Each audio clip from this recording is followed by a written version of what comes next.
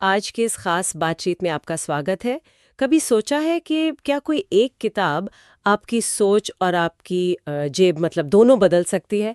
आज हम इसी पर बात करने वाले हैं। हाँ, बिल्कुल। हमारे पास ना दो बहुत दिलचस्प स्रोत हैं। हम्म। एक तो है विक जॉनसन की किताब you become what you think. इसका सार हाँ। ये दिमाग की ताकत पर जोर देती है। हम्म। और दूसरी वो बहुत मशहूर किताब रिच डैड पुअर डैड, हम्म। उसके कुछ खास आइडियाज जो पैसों की समझ पर हैं। हाँ, ये तो काफी पॉपुलर है। तो आज हमारा मकसद है ये देखना कि कैसे हमारी सोच, हमारे विश्वास, हमारी आर्थिक स्थिति को बनाते हैं। इन दोनों किताबों को मिला के देखें तो हाँ, ये कनेक्शन समझना मजेदार होगा। चलिए शुरू करते हैं। ठीक है। तो विक जॉनसन से शुरू करते हैं। हम्म। उनकी किताब का निचोड़ क्या है? यही कि भाई आप वही बनते हैं जो आप सोचते हैं।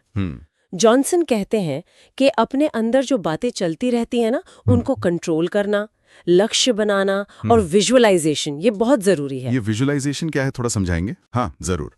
विजुअलाइजेशन मतलब अपने जो भी आर्थिक लक्ष्य हैं, मान लीजिए कर्ज खत्म करना है या कोई खास निवेश करना है, उसको अपने मन में बिल्कुल साफ साफ देखना, महसूस करना कि वो हो गया है। ये एक तरह से अपने अवचेतन मन को प्रोग्राम करना है उस दिशा में। अच्छा, तो मतलब ये सिर्फ अच्छा अच्छा सोचने से ज्यादा गहरा है। पर ये जो दिमागी तैयारी है, इसे असल में पैसों की दुनिया में कैसे उतारें? शायद यहीं पर रिच डैड पुअर डैड की बात आती है। बिल्कुल। जॉनसन की सलाह अपनी जगह बहुत सही है, पर वो थोड़ी अधूरी सी लगती है जब तक उसे रिच डैड के जो ठोस आर्थिक सिद्धांत हैं उन पर लागू ना करें। रॉबर्ट कियोसाकी, जो रिच डैड के लेखक हैं, वो दो तरह की सोच का फर्क बहुत जबरदस्त तरीके से दिखाते हैं। हाँ। एक है वो सोच जो सुरक्षित नौकरी पर टिकी है, मतलब एक पक्की तनख्वाह, इसे वो पुअर डैड की सोच कहते हैं। और दूसरी है रिच डैड की सोच, जो निवेश करने, संपत्ति बनाने पर फोकस करती है। हाँ हाँ, वो उनकी मशहूर लाइन भी है कि अमीर लोग पैसे के लिए काम नहीं करते, वो पैसे को अपने लिए काम करवाते हैं। इसका मतलब क्या है असल में? इसका सीधा मतलब है अपनी कमाई को, अपने पैसे को ऐसी चीजों में लगाना जो खुद ब खुद और पैसा कमा कर दें। आपको लगातार उनके पीछे ना भागना पड़े।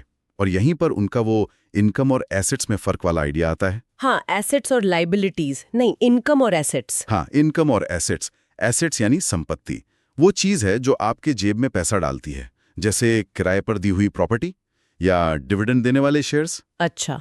जबकि इनकम वो सिर्फ तनख्वाह हो सकती है जो आती है और अक्सर खर्च हो जाती है। इस फर्क को समझना ही आप कह सकते हैं पहली सीढ़ी है। और ये फर्क समझने के लिए भी तो सोच बदलनी पड़ेगी, जैसा जॉनसन कहते हैं। लेकिन क्या सिर्फ समझ लेना काफी है? कियोसाकी तो फाइनेंशियल एजुकेशन मतलब वित्तीय शिक्षा पर बहुत जोर देते हैं। बिल्कुल। और ये सिर्फ किताबी ज्ञान की बात नहीं है। ये पैसे के काम करने के तरीके को, उसके सिस्टम को गहराई से समझना है। मतलब कैसे कमाएं, कैसे बचाएं, कैसे निवेश करें, और सबसे जरूरी जोखिम मतलब रिस्क को कैसे समझें और उसे मैनेज करें। कियोसाकी कहते भी हैं, जोखिम लेने से मत डरिए, लेकिन इसका मतलब ये नहीं कि बस कूद पड़ो। हाँ, आंख बंद करके नहीं। नहीं, मतलब है समझदारी से कैलकुलेटेड रिस्क लेना, और इसके लिए एक अलग तरह की, कम डर वाली मानसिकता चाहिए। ये सीधे जॉनसन की बात से जुड़ता है, अपने अंदर की बातचीत को कंट्रोल करना, पैसे को लेकर जो डर या लालच होता है ना, उसे काबू में रखना। दिलचस्प है, जब कियोसाकी नौकरी और निवेश वाली सोच के फर्क की बात करते हैं तो वो असल में कैश फ्लो क्वाड्रेंट वाले आइडिया की तरफ भी इशारा कर रहे होते हैं ना। हाँ हाँ, बिल्कुल। ESBI वाला, employee, self employed, business owner या इन्वेस्टर। आई यानी इन्वेस्टर वाले क्वाड्रेंट पर उनका मानना है कि असली आर्थिक आज़ादी, जिसे वो कहते हैं असली आज़ादी पैसे की समझ से मिलती है, वो इन्हीं दो क्वाड्रेंट्स में मिलती है। जहां आप या तो सिस्टम बनाते हैं जो आपके लिए काम करे, या फिर अपने पैसे को अपने लिए काम पर लगाते हैं।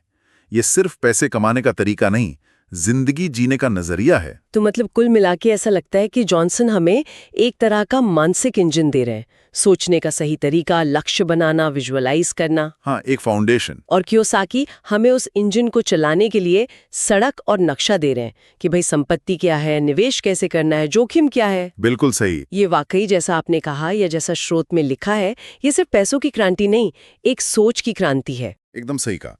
संक्षेप में देखें तो हमारी जो सोच है, जैसा जॉनसन बताते हैं, वो पैसे और संपत्ति के प्रति हमारे नजरिए को बनाती है, जैसा कि कियोसाकी समझाते हैं। और फिर यही नजरिया, यही एटीट्यूड आखिर में हमारी आर्थिक हकीकत तय करता है। तो ये दोनों किताबें मिलकर एक ज्यादा पूरी तस्वीर दिखाती हैं। बिल्कुल। और चलिए जाते जाते सबके लिए सोचने वाली एक बात छोड़ जाते हैं। जरूर। अगर हमारी सोच ही हमारी आर्थिक किस्मत तय करती है, तो पैसे से जुड़ा ऐसा कौन सा एक छोटा सा विचार या कोई पैटर्न है, कोई धारणा है, जिसे कोई भी आज से ही जांचना शुरू कर सकता है या शायद बदलना शुरू कर सकता है, ताकि वो रिच डैड वाली राह पर, कह सकते हैं, अपना पहला कदम बढ़ा सके?